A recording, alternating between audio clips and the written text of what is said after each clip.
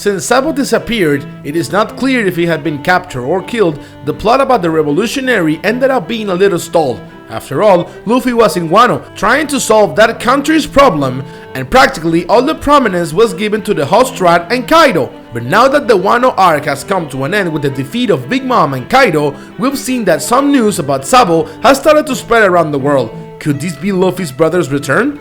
Well, that's the topic of today's video.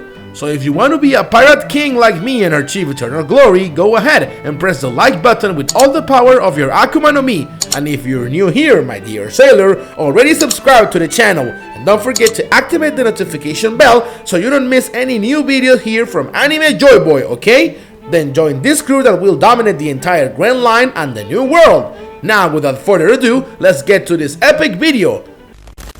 And well, my dear pirates, after the last chapter of One Piece, the manga ended up entering one of the most epic and awaited moments since the arc of Marineford and Dressrosa. After all, Shanks is back and he showed us that his haki is insanely powerful. I'll talk more about that in a future video, okay? And of course, Sabo was finally mentioned. For many One Piece fans, Sabo is one of the best characters, even though he appears little. Well, for me, he's a great character, but he's not even in my top 5 characters, and not dare to say that he's not even in the top 10. But even so, he's a character that I find very interesting to discuss about. For a long time, the fandom started the discussion of whether he would be alive or not, and if he was, why wasn't he mentioned and didn't even appear in the story? You could see whoever defended him that he was dead, and who clearly believed he was alive.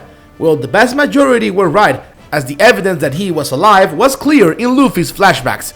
Nobody appeared, and Luffy was warned that Sabo was the target of a cannon bomb and was shipwrecked. And yes, we know where the story got. Sabo survived the attack.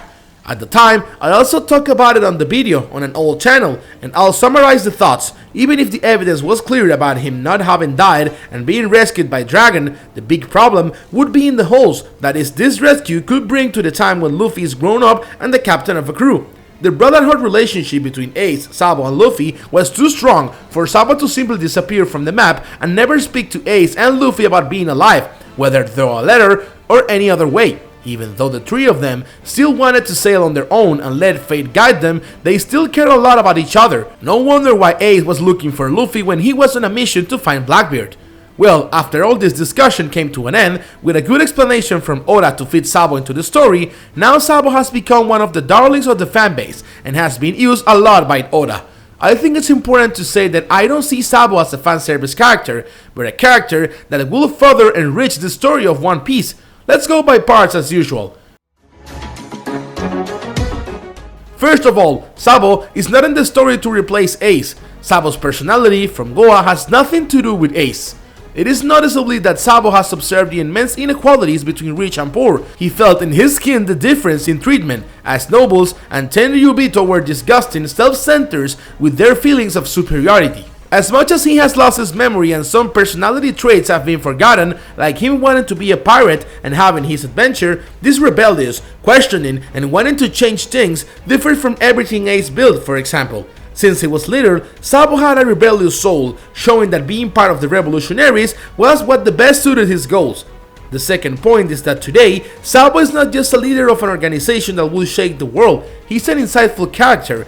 That is, he's coherent, knows how to talk, and has common sense. When he first appeared in Dressrosa, there was a conversation with Koala that he felt guilty for not being a part of Luffy's life and that he had every right to hold a grudge and walking away from him. And not only that, but how he regretted not being part of the Marineford War to save Ace. That he has this sensitivity, even knowing his condition, that he lost his memory and therefore never appeared in his brother's lives again, shows that he has the full capacity to hear the other side. This is very important for anyone who wants to bring more equality and freedom to the people of the world. And who taught him all of this? Dragon. That's why I can't see Dragon as an extremist and hateful person. Going back to Sabo, it's not like he's an extremist who arrives in the navy and kills everyone like a Kainu would if he saw the revolutionaries. Sabo showing everything he showed in Dressrosa makes me think he would have been a leader who would try to coexist with what was left of the navy after the final war, finding good soldiers amid too many so bad apples. And as for the Tenryubito, reviewing all the perks will be a great start. The third point about Sabo is that while he proves to be a great revolutionary, he proves also to be a good brother. So although he has an important role as a rebel and aims to strategize and bring more freedom, justice and peace to the people, he also has individual goals as a brother to help and protect Luffy when he needs it and when he does. In Dressrosa itself, if you think about it, Koala and Hack did all the work for Sabo. They found the weapons that were sold in the underworld to different countries or realms and a list, probably of Doflamingo customers, preventing them from being traded. Not to mention that they helped to unmask Doflamingo, who went from Shishibukai to Talk. Sabo, far from Luffy, will be an impeccable revolutionary, but close to his brother, he will protect him until the end.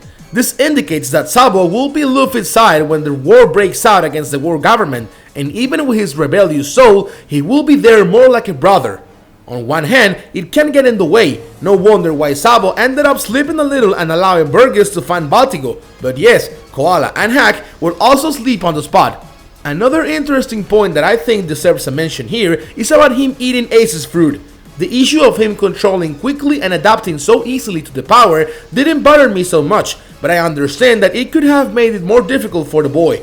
Anyway, I think that the meaning of him carrying with him the power that Ace had is much stronger than the power itself. It's like carrying your brother's legacy, or keeping him at least in the memory of the people who saw his power when he was alive. Sabo will keep the flame of Ace's existence burning. I believe that there will be no better user than his own brother. In conclusion, I don't see Sabo as a superficial and pretty-faced character who only serves to make Luffy happy to have a brother. He is among the 10 favorite characters of the Japanese with the 5th place, and for me, it's a super deserved place for everything he's showing into the story.